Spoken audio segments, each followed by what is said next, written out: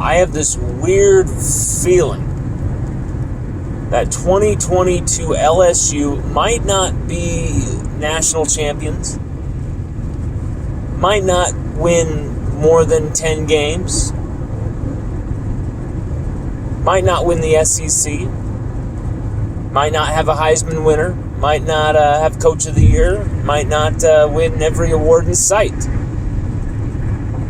But what I will guarantee you LSU will be in 2022 is a very competitive, fiery, and entertaining team.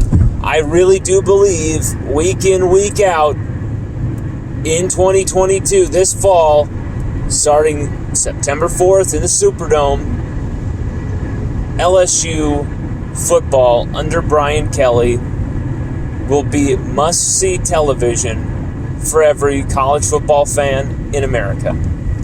Everyone wants to see how well Brian Kelly can adjust, how well he's going to do. But I think a lot of people already know Kelly's going to do pretty good. I think you already know Kelly's going to figure it out. The question is, when? The question is, how long is it going to take? And, you know, for 2022, I'm not really sure on that answer. We're going to have to see a lot of those questions answer themselves over the next few weeks here in fall camp. And especially after the first 4 or 5 weeks of the season, after LSU plays Auburn, after LSU plays Florida, that's when we're going to really know where this team is, you know, for 2022.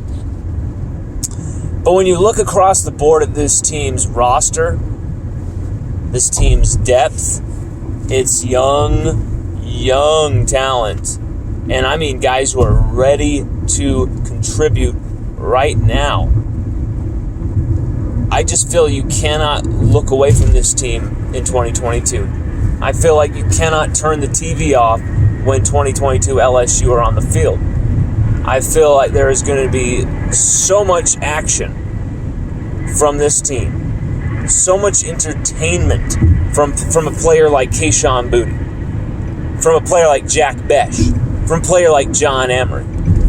You know, people just forget how loaded with talent this LSU roster really is. But I'm going to tell you, you're going to find that out week 1 against Florida State, because I think it's going to be a cakewalk for LSU.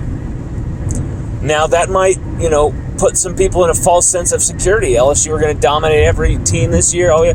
I think LSU are going to have a couple tough, difficult, close losses. I'm talking like the kinds that might keep you up at night.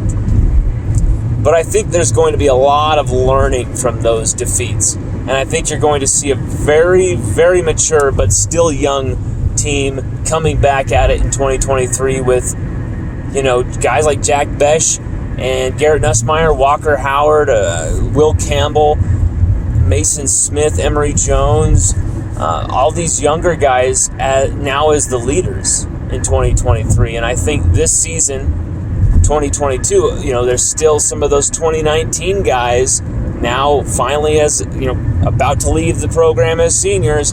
You got these exciting potential Heisman winner freak like Kayshon Boutte out there, who is going to set the bar for that receiving corps, which I'm telling you, if this receiving corps does not put up at least 30, 35 touchdowns this season, it's an absolute disappointment. I mean, to be honest, if this receiving corps doesn't put up 40, it might be a disappointment. That's just how loaded with talent this receiving corps is.